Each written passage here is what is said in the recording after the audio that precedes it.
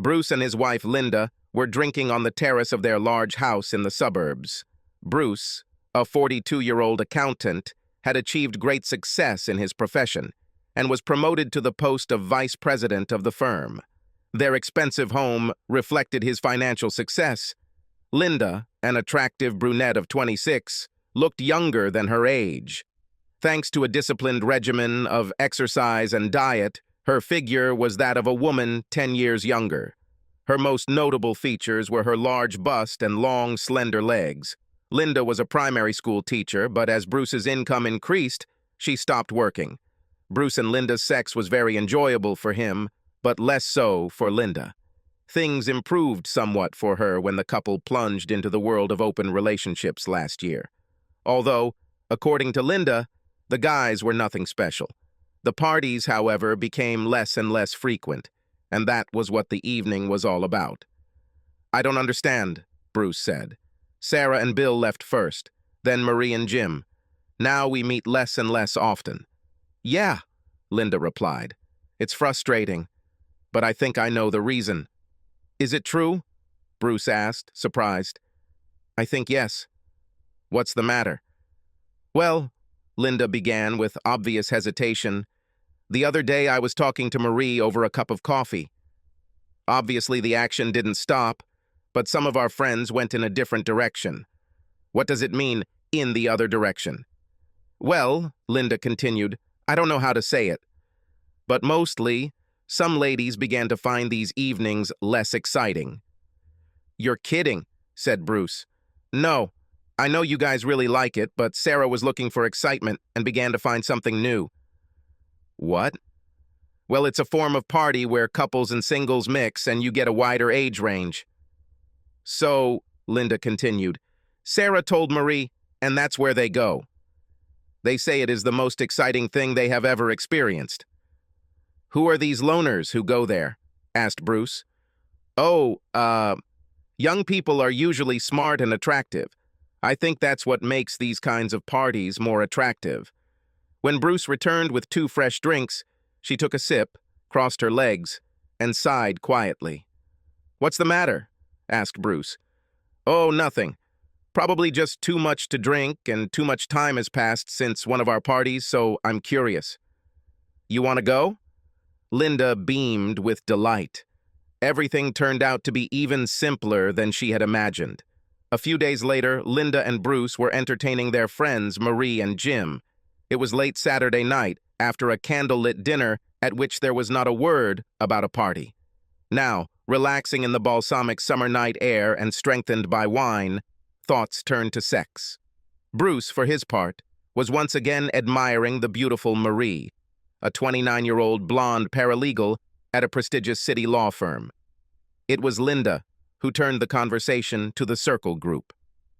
"Tell me, Marie," she began, "what do you think about the Circle?" "Oh, that's great. We really like it, don't we, dear?" she said, turning to her husband, Jim. "Yes, dear," he answered, with a little less enthusiasm. "Are you thinking about coming to the Circle party?" she asked Bruce and Linda. "Well, I don't know," Bruce said, "but it would be worth it. It's a completely different experience." "Why is it called Circle?" Linda's eyes widened slightly, warning Marie as she continued. "Well, the couple who host these parties have a huge house outside the city. Outside on the terrace there is a large circle, about 5 yards in diameter, drawn with yellow chalk. When a couple arrives at a party, they are given a collar with a lock and a plastic bracelet with the key to the lock. While one of the pairs is spending time with someone, the other puts on the collar. It is locked. And this is the signal to go out onto the patio, sit in a circle, and stay there until his partner comes for him. The system is good, guarantees confidentiality, and avoids embarrassment." Linda relaxed, pleased with Marie's description. The evening ended, and Jim, oddly enough, did not speak out about these parties. 30 minutes later, after Marie and Jim had left, Linda and Bruce returned to the patio for a nightcap. "Maybe we can try a party like this?" Linda asked. "I guess," Bruce began. "The circle idea sounds strange, doesn't it? And many people will be strangers to us." Linda chimed in, I think it would be interesting to go to one of the parties to see what kind of people are there. We don't have to do anything. We might just have a drink and decide it's not for us. Maybe. The next day, Linda called Marie. Her friend asked curiously, So, are you guys coming to the circle party? I hope so. I just have to let Bruce get used to the idea. Look, just ask him to take you to one of the parties. Join the cuckold circle and let yourself have real sex for the first time. Your Bruce will be dying of curiosity and will want to hear everything. He will be so curious that he will soon be ready to entertain a real man in your home. And he will be so shocked when he sees that he will eat from your hands. Among other places, the women howled with laughter. Do you know what I really like? Asked Marie. What? Thinking about the guys in our old group who had sex with me, and seeing them end up in a cuckolding circle for everyone to see. And once Bruce is there, you will become the boss in all your relationships. I'll talk to Bruce this evening. Fine. The next party will be this Saturday. So what do you say? Maybe we should stop by and see what all the fuss is about. We can always leave and go to the movies if we get bored. Yeah, why not? If Jim and Bill went, then everything must be fine. Bruce had mixed feelings. Linda had always enjoyed sex. He had his doubts about this open, swapping relationship, but he agreed, and it turned out to be exciting for both of them. On Friday evening, Bruce and Linda went to the first circle party. Linda was delighted, but Bruce was very doubtful. I'm not sure about that, he said. Don't worry, honey. I'm sure everything will be fine. Anyway, Bruce continued, just remember that we don't have to do anything. It could just be a chance to check things out without, getting involved. As if this would happen, Linda thought. Half an hour later, they arrived at a house that almost looked like a mansion. The landscaping was expensive, including large torches lighting the front yard. I look like? Linda asked. Amazing. Bruce answered sincerely. In fact, he thought that Linda had actually put some effort into getting ready that evening. Her sexiest dress with a low slit and the highest heels, a visit to the hairdresser, and new perfume. Just looking at her, Bruce began to feel a tingling sensation. His reverie was interrupted when the door opened. In front of them stood a beautiful woman of about 40, brunette, tall, and dressed to the nines. Hello, she said. You must be Linda and Bruce. Please come in. I'm Rachel. The lighting in the foyer was dim, but enhanced by a few candles. Quiet music and conversation could be heard from another room. Linda, Rachel said, you are just as beautiful as Marie said. I think you will be a most welcome addition to our little group. Bruce noticed that the hostess was addressing his wife, but not him. And here, Rachel continued, is your circle necklace and the key to the castle. Linda put the necklace and chain in her purse and put a plastic bracelet with a key on her wrist. Come with me. I'll show you the bar. Marie is already here and looking forward to meeting you. Great, Linda said, as she and Bruce followed their hostess into a large, dark-paneled room. It was actually a large library with floor-to-ceiling bookshelves and a fireplace. There was a bar at one end of the room. Bruce noticed that the bartender, a man about 40 years old, was wearing the same collar as the one given to Linda. Rachel noticed Bruce's curious gaze. He wears a collar, so he takes turns serving everyone who is sent to the circle, and does a few other things during the party. I see, said Bruce. In front of the bartender stood a man in his 20s and an attractive blondie in her 40s. Your champagne, ma'am, said the bartender, placing a glass of sparkling drink in front of them. Here's your scotch, sir. Bruce thought the bartender was unusually polite. Bruce and Linda ordered white wine, which was poured and served with delightful efficiency. Here, ma'am, the bartender said, placing the drink on a napkin in front of Linda. Here's yours, buddy. Buddy? Bruce thought. What is he talking about? He's very polite, Bruce said to Rachel as they walked toward the open door of the library bar. Of course, this is simply part of the tradition of manners and politeness that we encourage at our meetings. They walked through the seating area, which was also dimly lit.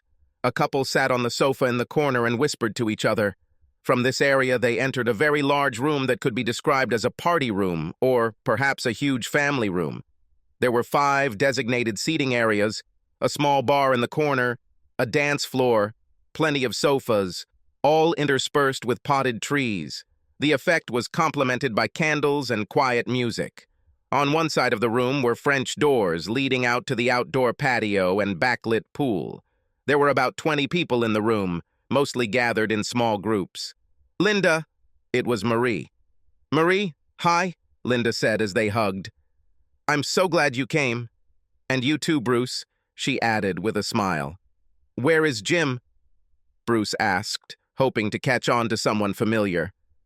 "Well," Marie answered, "actually he's on the terrace, in the circle." "You mean—" Linda began. "Exactly. Wait, I will introduce you. Do not move."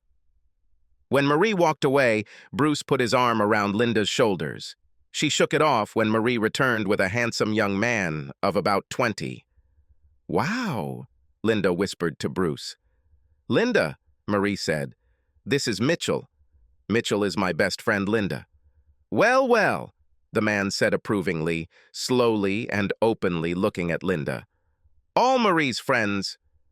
"And this," she said, "is Bruce." Bruce shook hands with the man, who tried to squeeze his hand hard enough to make it clear who was stronger, and he clearly succeeded. "Linda," Marie continued in her usual breathless and enthusiastic manner, "come with me. I want to introduce you to someone." When Linda followed Marie and her friend, Bruce went after them. Marie paused to dissuade him. "Bruce, be smart and wait here, okay? I promise you will see her again." Marie led Linda to a corner of the room where a small group of people were standing and chatting. Instead of joining the group, she tapped the tall black man on the shoulder to get his attention. When he turned around, Linda saw a very handsome man of about 30 with an athletic build. He allowed his gaze to survey Linda very leisurely, which made her blush. "James," said Marie, "this is my friend Linda whom I told you about." "Linda, James." James took Linda's hand in his and squeezed it warmly. "Well, well, Marie," he said, "you didn't give this lady her due." "Nice to meet you, James," Linda said, suddenly feeling very warm and hoping her face wasn't flushed. "Would you take Linda under your arm for a while? I need to free my hubby from the circle for a few minutes." "Of course," James said, winking at Linda. "She will be in good hands." After Marie left, Black Adonis led Linda to the love chair across the room and sat down next to her. Linda felt the warmth of his legs pressed against her and took a sip of champagne. "Where is your hubby, Linda?" he asked. "There he is, sitting by the door and looking at us," Linda answered. "I see Bruce can't take his eyes off us. Why don't we give him something to think about?" "What do you mean?" Linda asked. James placed his right hand on the back of the couch behind Linda and placed his hand on her shoulder. His touch made her jump slightly, but she did nothing to push her neighbor away. Instead, she crossed her legs and turned slightly towards him. "I think we'll get along great," he said with a smile, gently stroking her shoulder. Linda took another sip of champagne. Bruce was unhappy. Everything seemed to be happening very quickly. He decided that if Linda was going to get to know a stranger so quickly, then he should try too, and return to the bar. Bruce looked around the room, but something wasn't quite right. James looked at Linda. "I heard that your husband may not fully understand the rules of this house, right?" "Yes, it might be a shock," Linda replied with a grin. "Well, I think you'll fit in very well here, Linda. And I think you will be very glad that you came." "You think so?" she asked, somewhat flirtatiously, getting into the mood of the conversation. "Oh yeah, especially when we bring your hubby on board. We should put a collar on him from the outside until he sorts out his affairs and objects. I hope I am not mistaken that you will become the happiest lady before this night ends. I want to be sure that you will come again. Let's see." He slowly brought his face closer to Linda's. She knew he was going to kiss her. It seemed like an eternity passed before he touched her, and a variety of thoughts raced through her head. How will Bruce react? How will she react? Will this happen? Does she want this? She answered the last question in the affirmative. Then his lips touched hers. Even though there were many people in the room, it didn't matter to her. His gentle kiss only helped her make a decision. When she felt his tongue probing her lips, she immediately opened up to meet him. She moaned softly as she began to fully participate in the kiss, pressing her mouth to his. There is no turning back. She felt her pussy moisten and realized that she was going to give herself to this man. When their kiss ended, Linda was almost out of breath from the sensations coursing through her body. If he does everything as good as kissing, she thought, then I definitely have problems. I think it's time I introduced you to what this club is all about, don't you? What do you mean? I mean, I think you should put this collar around your hubby's neck and send him to sit in a circle. Linda got up and found Bruce at the bar. Hi, honey, she said. Are you having fun? Am I having fun? Well, it seems so, he said with a hint of bitterness in his voice. Do not be like that. We agreed to try it. I hope you don't mind if I... She took the collar out of her pocket and reached up to place it around his neck. Honey, is this necessary? Shh. Now turn around so I can secure it. He did as she asked and heard the small lock close. I hope it's not too tight. Perhaps it was the strange sensation from the collar that brought Bruce's consciousness out of his slumber. Everything started to feel very wrong. Looking around more closely, he noticed that there were definitely more men than women, and there didn't seem to be as many single women among the young, fit guys. Then he noticed that only men were sitting in a circle on the street, and their wives and young guys were heading towards the stairs. Damn, he muttered. They're taking me for a fool. We're leaving. Linda replied. What? We just arrived and I want to spend some time with James. You knew from the very beginning what it was. How long have you and Marie been planning to trick me into coming here? Just close your eyes. You just need to get used to the idea. I'm not going to get used to it. You'll get used to it. Jim and Bill got used to it. We've both had sex with other people. This is no different. Very different. It involves humiliation and disrespect, and you have already lied and weaved behind my back. I bet you and your new boyfriend were giggling at poor naive Bruce offering his wife to other men. I have no idea what Jim and Bill are thinking, but I'm not them. You know that I won't agree to this, otherwise you would have told me earlier. The parties are aimed at married women. It's really nice that Jim and Bill are so supportive of Marie and Sarah. This is true dedication and self-confidence. It seems to me that the parties are more focused on guys using married women for their own pleasure. That's bullshit. If you really loved me, you'd let me do this and we could continue our happy, supportive relationship.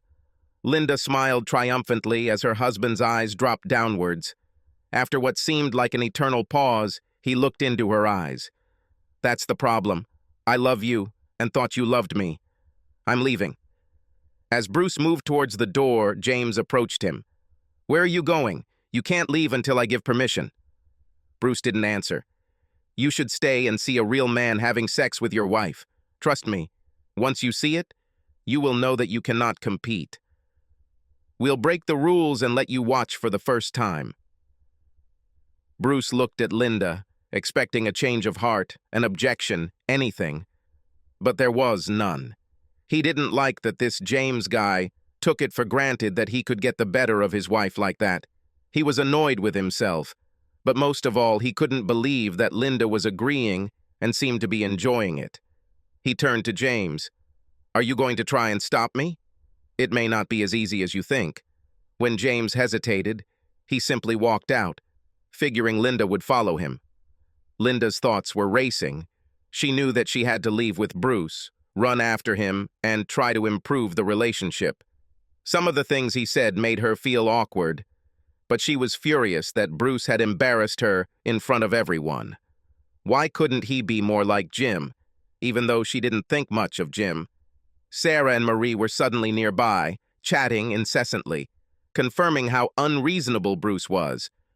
What she asked for is quite reasonable. It does not harm anyone. Linda wasn't so sure, but she stayed, listened to the barrage of advice, and didn't follow him. James approached her. Don't worry. Sometimes we have this initial reaction. He'll come to his senses. Just leave him for a few hours to calm down.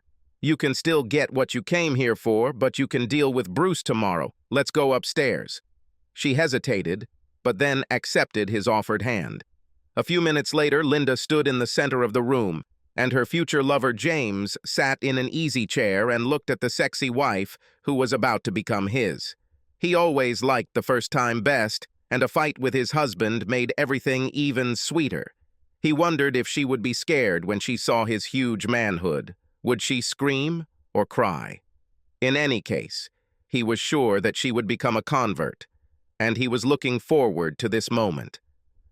Linda, meanwhile, tried not to think about her husband, feeling giddy at the prospect of undressing in front of a stranger. She reached behind her and pulled the zipper down on her dress. She desperately wanted to impress. Although the fight had ruined the anticipation and excitement, she was sure she still wanted it. Shrugging, she pulled the top of her dress down to her waist, revealing a lavender bra that barely contained her breasts. "Oh, baby, you make me very happy," James said. "I just know that you and I will get along great." It occurred to her that Bruce had helped her choose this dress. "Let's see the rest." With these words, she let the dress fall to her feet. She tossed it aside and stood with her legs apart and her hands on her hips. James saw an appropriate garter belt, panties, and black stockings. Linda reached behind her, this time to unclasp her bra. She let it fall to the floor and took her breasts in her hands, as if offering them to the man for approval. "Come here and look at me closer." Linda walked over to James and stood between his spread legs. The sensations were beyond her strength. This was just the beginning. She put her hands on his head and pulled him towards her. But annoying images of Bruce kept flashing through her head. James lowered Linda to his knees. She could no longer even pretend to be at ease as she had been before. James smiled and pulled down the zipper of his trousers. "I think you'll find it was worth it," he said with a seductive smile. "Get him," he said softly. "Get my gift for you." Linda slowly reached out to him through the zipper opening. "Oh, God," she said. "Come on, baby. Do not make me wait." It was everything she dreamed of. At that moment, she tried to imagine what this would mean for her and for her marriage. "Don't stop," James said. James touched her head, signaling that the time for foreplay was over. He knew well what needs this attractive married woman had. He will enjoy her first acquaintance with a real man in her life. They both stood up and took off the rest of each other's clothes. They kissed while standing next to the bed. She couldn't help but compare it to Bruce's kiss, but this kiss was purely sexual, without any tenderness. They moved onto the bed. "Please, be gentle," she cried. James had no intention of being gentle. It hurt. It hurt a lot. She probably deserved it by treating Bruce the way she did, but she tried to put him out of her mind again. Linda was completely absorbed in her desire and feelings that she experienced for the first time in her life. Even under such circumstances, she felt momentarily guilty towards her husband, but this feeling soon passed. Finally, both relaxed in each other's arms. Something seemed missing, and the image of Bruce came flooding back so suddenly that she panicked. Linda stood up and began to get dressed. James, looking at her, suggested that they take their time and give themselves one more run. Linda didn't like this phrase. It seemed cheap and easy to her. She hurried to get dressed and return to Bruce. She felt very embarrassed. She liked the sex, but it turned out to be more painful than she expected. It wasn't as good as her friends thought it would be. Maybe she just needed to get used to the extra size. Bruce ruined everything. If he hadn't left, she wouldn't have continued to think about him. She didn't expect to think about him at all. This was supposed to be her night. James spoke up. "In 2 weeks, you and Bruce will come to the next party." "Hope so. If you have any problems with him, contact me. I can come to you, show him a new situation, and make him realize the inevitable." She left the room and ordered a taxi from the bar. On the way home, she looked forward to cuddling with her husband and getting into their cozy, warm bed. Bruce burst into his car, his world crumbling around him. Despite his rage, He managed to wait before driving, partly to calm down, but mostly because he expected Linda to follow him, and again he was disappointed by his wife's actions. He drove home, trying not to think about what Linda might be up to, and failing. He realized that the collar was still on him and tried to rip it off, but it would not budge, and he felt ashamed. Why didn't he get her out of there? Maybe he is a weakling. Maybe Linda saw something in him that he didn't. His mind continued to race, trying to hold on to any coherent thought. He ordered himself to breathe and think. This helped. Having calmed down, he began to consider the possible options. Ignore, accept, divorce. Until tonight, he really liked his lifestyle. God, where to start? Arriving home, he immediately went to the workshop and, using wire cutters, removed the collar. Just looking at it made bile rise in his throat. He returned to the kitchen and threw it on the bar counter. He went upstairs and collected his toiletries, clothes, and laptop. His camping gear was already packed and sitting in the back of his truck, ready to head into the mountains if the weather forecast was good for the weekend. He felt best in the mountains and decided that was where he needed to be now. It took him less than 10 minutes to get ready. As he was leaving, he noticed Linda's phone on the sideboard. She constantly forgot it, especially when they went out somewhere together. He thought about why she did this and decided that the phone might provide some clues. He knew her password and was able to connect the phone to his laptop and download data from the SIM card, including call history and SMS. It didn't take long. He put the phone back and left. When Linda's taxi arrived at the house was dark. Linda thought that Bruce was probably pretending to be asleep and began to fuss. She noticed his truck was missing and hurried into the house. There were no messages, just a cut collar on the bar counter. No, it can't be that he really left. Bruce literally headed for the mountains, going to one of the remote camps that he knew well. A few hours later, calls and voice messages started pouring in from Linda. He ignored calls, but listened to all messages and did not answer any of them. He thought the timing of the first call was interesting, indicating that she had spent a lot of time at the party after he left. Her messages that first evening were full of concern. Where is he? Is everything okay with him? Can't they talk? He stopped to rest and called his parents, explaining to his mother that Linda had done something inappropriate without specifying what, that he was fine, and that he was on his way. Oh, things must be bad if you're going there. Are you sure you're okay? Why not come home and we'll take good care of you? Bruce smiled. Thank you, Mom, but I need to be alone. Linda will probably call you and ask about my whereabouts. Could you tell her that I'm okay and not to go to the police? It would be beneficial. I won't say anything. She didn't like Linda, believing that she was self-centered, always focused on herself and not on others. But Bruce did not notice this, perhaps until now. Bruce reached the camp late, settled down, and fell asleep exhausted. Late in the morning, he walked onto the long trail, immediately feeling the benefits of wandering through timeless landscapes. There was something soothing about the mountains. They were always changing, but at the same time, they remained the same. They were not touched by the troubles of people, including his own. He spent the week exploring new trails and repeating old favorites. He met a lot of really nice people on the trails and often shared food and drinks with them at the campsite. Basically, these were married couples, people who, like him, loved outdoor recreation. He himself suggested routes to some less experienced people, and several people went hiking and climbing with him. At times, he had a really good time until thoughts of his wife brought him back to reality. He got on very well with the campground owners, Pete and Jen, with whom he shared a couple of barbecues. The farmers initially decided to take up camping to stay afloat financially, but they seemed to have really enjoyed sharing their home with visitors. It was the best place he had seen, rustic and right in the middle of the park. They explained that the rustic look of the house was partly because they didn't want to invest their savings and felt like they wanted to do less rather than more work, as they weren't getting any younger, leaving a message at work asking for the vacation he was entitled to. He was confident that this would not be a problem since he had already closed all year-end accounts for his clients.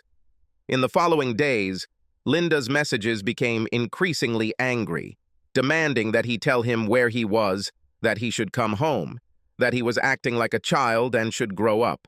Surprisingly, the small cafe had Wi-Fi, and he used online banking to transfer their savings to other accounts in his name in case Linda had any ideas. He doubted that she would do it, not because of any newly discovered moral principles, but simply that she seemed absolutely sure that he would return. He left the checking account into which bills and spending money were transferred, so he doubted she would notice anything. A few days later, he decided to look at what was downloaded on Linda's phone. The calls seemed to be only from her usual friends, but the SMS turned out to be a surprise. It was obvious that the party had been planned for a long time. Sarah and Maria were clearly the instigators, promoting the benefits of sex and complete control over their relationships. There was plenty of evidence that they all deserved more. More control, more excitement, more sex. Just more. Jim and Bill's fall into slavery was used as a role model for Bruce. He noted a complete lack of empathy for both husbands, where love was repeatedly mentioned, but usually in the context of justifying their actions or exchanging them for more control. Linda's last text messages to him had escalated to a level he could only describe as rage, which amused him greatly, but there was no sign of remorse or apology. This showed that he couldn't hide forever and had to make some decisions. Linda was shocked that Bruce left, that he was serious when he said he was leaving. At that moment, she thought he meant leaving the party, but maybe he meant leaving home or leaving her. No, it's just funny. He just needs time to cool down, and then he'll come back to her. His camping gear was missing, which meant he was playing Boy Scout on one of his little camping trips. She called and texted, trying her best to look like a concerned wife. After all, she was concerned, but she equally hated not being able to control events. When he didn't return on Sunday night, she was annoyed and reluctantly called Bruce's mother. The response was icy to say the least. His mother didn't know if he was okay or not, but they talked. Linda asked if he had discussed their little problem and received a sharp no. But I'm sure you did something especially stupid. Linda hung up. She was furious that he had not contacted her for a week. Sarah and Marie became semi-permanent guests in the house, advising her what to do and what decisive action was necessary when he returned. Bruce was surprised when Jim called him and said that he had heard that he had left and asked him to meet him and Bill. He thought that Linda was behind this, but found that he, too, was curious about their marital relationship. In any case, he decided to return, so he agreed to meet them at a bar outside the city before leaving home, insisting that the wives not be present. Sarah told Linda the details of the meeting. She also instructed Bill about the benefits of their new marital relationship. Judging by the place and time, Linda suspected that he might return home and meet them on the way. Finally breaking through, he was indeed much more stubborn than she had expected. However, he was on his way, and she needed to prepare plans and options for his return. Bruce ordered a beer, took it to the booth already occupied by Jim and Bill, and greeted his friends. "Thanks, Bruce, but I don't drink anymore," Bill objected. Bruce was surprised. Since when? And then he could not resist, and added, "Or since Sarah said that you weren't allowed." Neither Bill nor Jim laughed. Bruce thought the reaction was strange. They always laughed at each other's jokes. Bruce continued, "This may seem a little strange, but the question is, none of you are writing this down." He noticed Bill twitch in his chair. "Are you serious?" "Sarah told me to leave the phone on," Bill said. "Turn it off, otherwise I'll leave." Bruce was indignant. Bill complied. "What happened to you two? Now you do everything they say?" Jim lowered his head. "I think so, but it's for the better. Marie says this means we have clear boundaries and less conflict. We don't fight anymore, there are no secrets, everything is open, and she is much happier." "What are you saying? Do you have a right to any opinion?" Bill tried to intervene. "Bruce, it's not as bad as you think." I genuinely enjoy watching Sarah with other guys. It turns me on. I think that without parties, she could have already started an affair on the side, and we would have broken up. I really don't want this. I love my life, and I'm lucky to have someone as hot as Sarah. This is not for me. I can still almost enjoy watching it, but what is it about the collars, the circle, and the attitude of these guys that is terrifying? Do you really like it? To be honest, Jim said, not really. The circle is a little too humiliating, and it would be better if the guys weren't so... Bastards? Bruce finished. And I don't mind, it's just the reality of the situation. Watching them would change your attitude towards this, Bruce. Honestly, they're like fucking machines, we just can't compete with them. When I think about it from Sarah's point of view, I can see why she likes it. I don't think she'll have the opportunity to go back, Bill said. Bruce said in surprise, What? She can't come back, even if it's all at your expense. Do you receive any compensation? Yes, we still do the same things. Only sex has become different, and it's just sex. She's not in love with any of the guys. So, are you still making love to Sarah? Well, yes, I am. It's just a little different. She gets the pleasure, but we're still very close. And you think this is acceptable? The conversation continued. Bruce became more and more perplexed. To be honest, guys, I just don't understand. It's so one-sided. It's not love for anyone. I think you should read the text messages I have on my laptop. Bruce showed them some of the worst messages from Linda's phone. At first he thought they would refuse to read them, but they started looking. The extent of the derogatory comments made by all three wives was appalling. He expected a furious reaction, but all he received from each of them was a shrug, and the summary is that it is simply more than what they are used to. Well, I give up, Bruce breathed. I guess we're just wired differently. Look, it was good to see you. Take care of yourself, and I sincerely hope that everything works out for you. But I have to go and take care of some things. As soon as Bruce left, Bill called Sarah and said he was on his way home. Bruce drove to his house, and when he entered, Linda seemed to be waiting for him, and had certainly taken the time and effort to look her best. He had to admit that she actually looked good, and he missed her. Finally back, traveler, said Linda. I missed you too, honey. Lisa's first tirade was about the lack of contact with him, which he believed was an attempt to catch him off guard and make him feel guilty. It didn't matter, so he didn't answer. Linda was annoyed that he couldn't see how unacceptable his actions were, but eventually she dropped the topic. While there was a pause, Bruce asked, Was everything as you imagined? Lisa smiled. Yes, it was absolutely amazing if you want. I can tell you about it. I've heard that husbands like to relive it and hear all the dirty details. I don't like it. I just wanted you to confirm your betrayal, which you did. Linda pouted again in disappointment.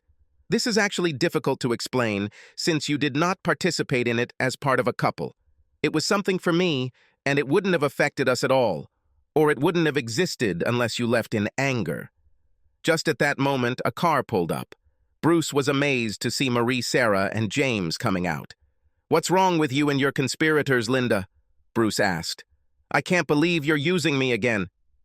Don't you remember how it worked out last time?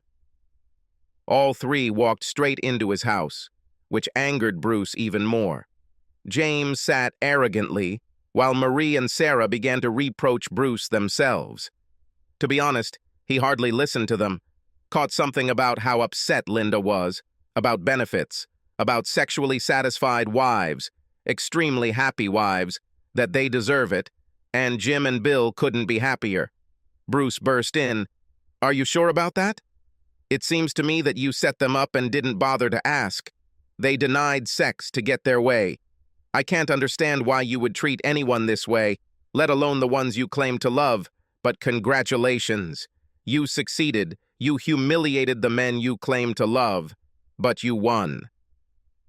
None of this is true. You won't understand until you see James and Linda, Sarah cried. That won't happen, Bruce replied. James stood up and seemed proud of himself as he walked arrogantly towards Linda and put his arm around her waist. Listen, Bruce, If you don't like collars and humiliation, we can agree another way. She can become a regular. I'll serve her here and keep her polite. Everyone wins.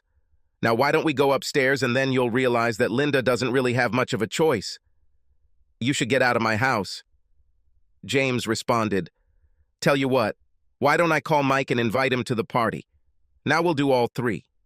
And then you'll have the added benefit of seeing Sarah and Marie naked. It's really hot to watch a married woman submit. James began making calls on his cell phone. At the same time, Bruce took 2 long steps, lowering his hip and shoulder, adding weight to the blow that landed on James's face. Screams were heard from all the women. A flash of pain shot through Bruce's fist. Luckily, James fell but was still moving. He started to rise to his feet, and when he was halfway up, Bruce threw a powerful kick that caught him in the balls. This time, he fell hard. Sorry, ladies, it looks like there won't be a gangbang today and your bull will be out of action for a while. Screams and screams continued everywhere. Bruce picked James up and led him to the door, the women following behind him. As he pulled him into the car, James muttered, He's not like your rags. I finally got through to someone. Bruce laughed. Bruce actually felt good. All the pent-up disappointment came out. He told Marie and Sarah to get out too and never come back. And then he turned to Linda. You too. But I live here. I can't leave. We need to figure everything out. This is not what I wanted. I love you. Bruce frowned. Oh, then everything is fine if you love me. Do you really believe you'll be safe if you stay? Should you go with your girlfriends? Of course I will be safe. You will never harm me. Maybe not, but what I feel for you at the moment, even I'm not sure. I'll leave, but only for a few hours until you calm down. Just go away. He watched them leave and felt, what did he feel? Maybe a little better and surprisingly calm. He had been expecting Sarah and Marie to arrive, but James had been a surprise, and he smiled at the thought of the blow and how abruptly it had interrupted his confident mood. It occurred to him that a report of assault might be filed against him, but he suspected that James's pride would prevent this. This whole scene confirmed what he had planned. He went to his truck, got new locks, and started installing them on the outside doors. This turned out to be easier than he thought since they were the same size and brand as the existing ones. He then reprogrammed the garage door and security system, after which he loaded, or rather threw, Linda's clothes into her car, and then sat down and enjoyed a cool beer in his workshop. Linda returned at 7 in the evening alone, but could not get into the house. Her key did not work, which was strange. He wouldn't change the locks, would he? Then she tried the back door and the garage, and then she started knocking furiously on the door until he finally answered. He opened the door and said, "Your things are in the car," and quickly closed the door. Linda began knocking and screaming again, attracting the neighbors' attention. As the screams continued, Bruce approached the door again. "Unless you want me to tell all your precious neighbors what you've been up to, you better leave." He looked angrier than Linda had ever seen him. "We need to talk. I think I misjudged the situation," Linda said. "You think so? Don't be sarcastic. I listened to Sarah and Marie too much and misjudged the situation. I thought you would agree, even be happy about it." "Anything else?" asked Bruce. "I love you and I want us to stay together. We can't part because of such a trifle. The most interesting thing is that you didn't apologize. I'm sorry I hurt you. But not, I'm sorry I had sex with a guy. You're just sorry things didn't work out as well as you hoped. You still think your actions were reasonable. You're so self-obsessed, it's amazing. You seem to be confusing manipulation and control with love. Well, now you are free to seek all the excitement you deserve. Good luck." Linda began to panic, realizing for the first time what she was risking. How could she be so wrong? She begged, "I don't want this. I want you, us, everything as it was. Forgive me. I will do everything. You always treated me very well, maybe even too much, and I took it for granted. It's too late. There's no turning back. Let's say I can still forgive sex, but I cannot forgive betrayal, and will never be able to trust you again. I wish you would leave. Now." This is not the end. I know that you still love me. I will bring you back." Bruce walked her to the door and closed it behind her. It was like closing part of his life. Bruce decided not to divorce Linda, and she didn't file a petition, repeatedly trying to get them back together, which suited Bruce because it meant she was playing well. He didn't think she couldn't maintain that facade forever. She surprised him when she agreed to sell the house. He guessed she was desperate for money. Bruce quit his job and took up freelance accounting as a mountain guide. He completed all the instructor courses, which also helped build a network of contacts. His passion was the outdoors, and he knew how to convey that passion to his clients. During the spring and summer season, he spent most of the day in the mountains and planned to begin more serious winter climbs. He felt healthier and fitter. He bought a 50% share of the camp from Pete and Jen. The camp brought in very little profit, so as soon as he invested more in its most of his money, he will think about divorce again. After all, being an accountant has its advantages. Bruce had big plans to expand the camp. He was going to double the number of places, organize guided holidays, and create mountain bike trails. Peter and Jen's daughter Carol kept horses as a hobby, and they believed that riding holidays could be lucrative. He really liked Carol, who had returned to her parents after a painful divorce. She was caring, attentive, and constantly ebullient. She was also delighted that Bruce was involved, easing the burden on her parents. They worked together a lot, and the more he got to know her, the more he liked her. Plus, she was beautiful, which also helped. On reflection, he realized that he was not happy in his previous job, but it was profitable and made Linda happy. If you think about it, he did a lot of things just to make Linda happy. Perhaps the party was the best thing that could have happened, although not exactly what Linda had in mind. Surprisingly, in mid-August, Jim appeared at the camp, and he and Marie were separated. Bruce gave him a few random shifts, and he stayed for a few months, looking fitter and happier, more like the guy he'd met in the beginning. Jim said Linda refused to socialize with Sarah and Marie, and because she didn't have a partner, she couldn't go back to the parties even if she wanted to. James never got in touch. After ignoring Linda's calls, texts, and emails, she showed up at the camp and asked to speak to him so politely that he could hardly refuse. Many of the words were the same, but this time it seemed to him that she was sincerely sorry. It was noticeable that she used the pronoun I much less and talked more about his feelings. It turned out that she had been seeing a counselor in an attempt to get help. The counselor asked her to look at things from Bruce's point of view, and she admitted that she had taken him for granted and had become selfish. They talked for a long time and brought all their problems to the surface. Bruce noticed that Linda was beginning to hope that they could work things out after all. He turned to her. "You broke something that cannot be fixed, Linda, no matter how much you want it. I will not live with this mistrust. In the end, it will destroy us both." She was about to object when he added, "Besides, I met someone." Subscribe to our channel so that your second chaff doesn't cheat on you, and go ahead and listen to the next story, because this story is nothing compared to the next one. If you're under 18,